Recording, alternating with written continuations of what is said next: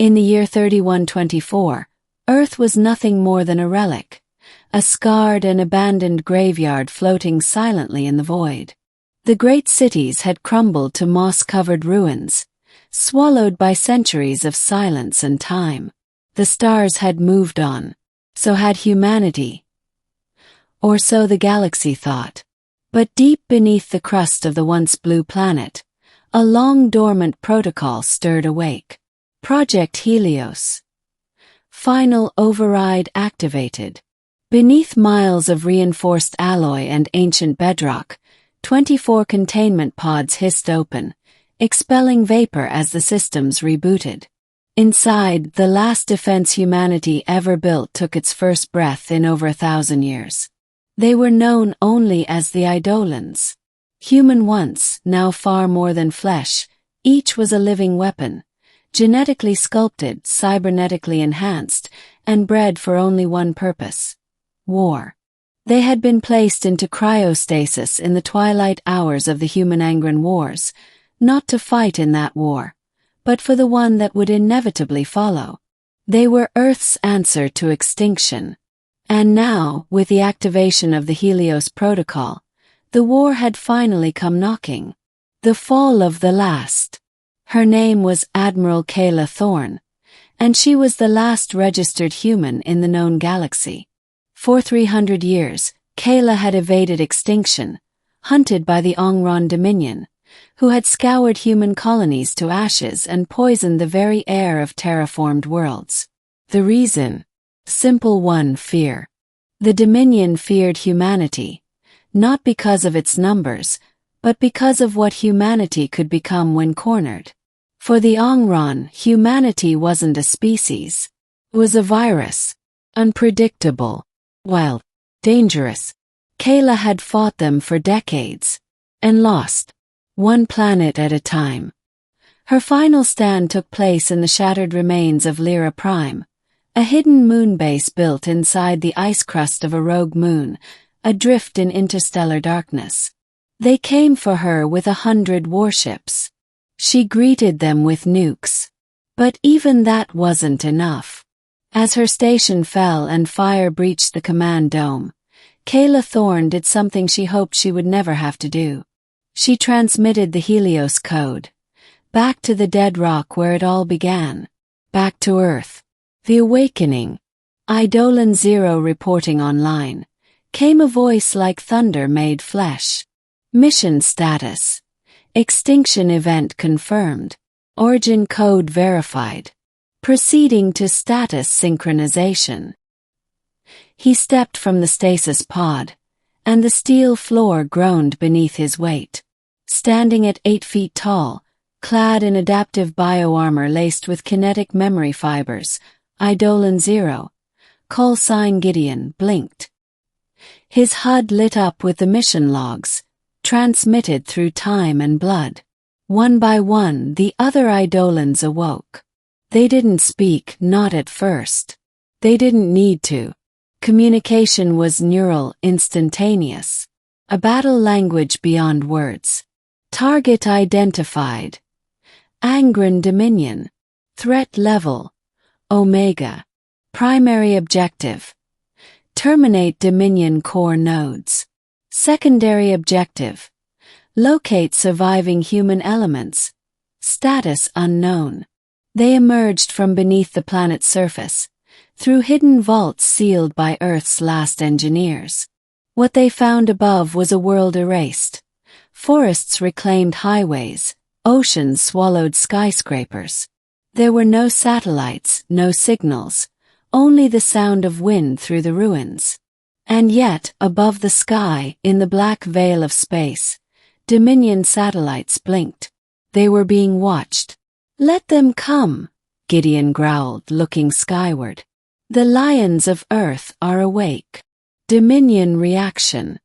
High Chancellor Viratal of the Angron Dominion stared at the holofeed in disbelief. "Impossible," he hissed, mandibles twitching.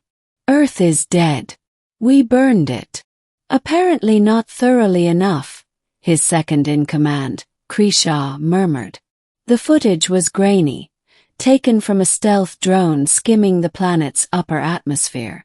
It showed 24 humanoid figures moving within human speed through forests, mountains, deserts, each one a hurricane of destruction. Dominion observation posts hidden on Earth's moon had already gone dark. Within 48 hours, 3 Dominion outposts and a deep space relay had been reduced to slag. "They are human?" Virgil asked, uncertain. "Not anymore," Krisha said grimly. "There's something else. Something worse." The room fell into silence. For the first time in centuries, fear returned to the hearts of the Ongron elite. The counterstrike. The Eidolons didn't wait. They struck first. Hijacking old Earth defense satellites, they repurposed orbital cannons into kinetic mass drivers. Each strike hit with the force of a meteor, turning Dominion ships in orbit into twisted fireballs. From the lunar surface, Eidolon sniper teams used railguns to pick off capital ship officers through bridge windows, shots calculated from over 200 kilometers away. And then came the Pillar Assault. A Dominion Dreadnought-class warfortress entered Earth orbit, launching drop pods to suppress what they believed were guerrilla remnants. They didn't know they were facing the finest warriors humanity had ever created. Eidolon Mira 7 took out an entire drop squad using terrain manipulation charges. Ajax 12 engaged a mech battalion alone and walked away with a scorched chassis and 23 confirmed kills. But it was Gideon who breached the dreadnought itself. Launched from an orbital rail, riding a tungsten spike like a god of war, punching through the dreadnought's hull and tearing his way to the command deck with only one directive: make them remember what it means to fear humanity. He didn't stop until the dreadnought fell from orbit like a wounded beast, crashing into the Pacific and boiling the sea into a plume of steam. The revelation. During a mission to reclaim a hidden data vault in old Siberia, the Eidolons recovered a transmission fragment. Voice. To any remaining forces. This is Admiral Kayla Thorne. I've initiated the Helios Protocol. If you're hearing this, I didn't make it. But maybe, just maybe, you can. They stood in silence as the message looped. Then again, and again. It was the last human voice ever recorded. For beings like the Eidolons, who no longer felt cold or hunger, the sound pierced deeper than any blade. Their creator was gone. Humanity was extinct. And so they made a choice. They would become the new myth. Not just protectors but executioners. No longer bound by commands, they would carry out the will of humanity until the stars burned out. The fall of the Dominion. The Dominion tried everything. Orbital blockades, nanite plagues, quantum disruptors. None of it worked. Each Eidolon operated like a mobile warfront.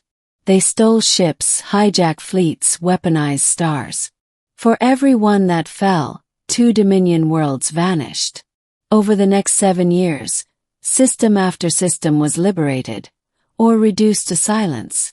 Entire Dominion fleets abandoned their posts when reports of the ghosts of Earth reached them. Children whispered legends of shadow warriors that bled lightning. Entire species broke free of the Dominion's control, inspired by the chaos. And when the Eidolons reached the Dominion homeworld, they didn't come with fleets. They came alone. Gideon walked through the broken gates of Virotel's throne city, dragging his warhammer made from the bones of Earth's last orbital cannon. "You feared us," he said, voice echoing across the plaza. "You were right to." No Ongron survived that day. Legacy of the Eidolons. In the centuries that followed, the Eidolons became more than soldiers. They became stories.